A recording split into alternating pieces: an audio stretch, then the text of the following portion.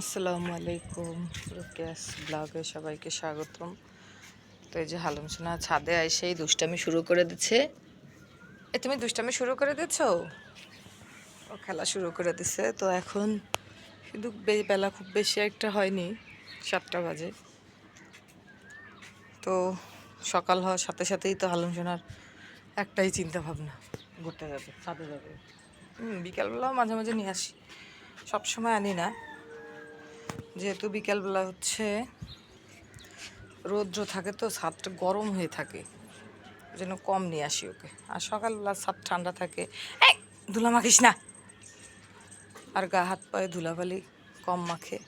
দেখো খরগোশের মতো একদম সেই কাঠবিড়ালির মতো লেজ টেজ ফুলাই ফেলছে।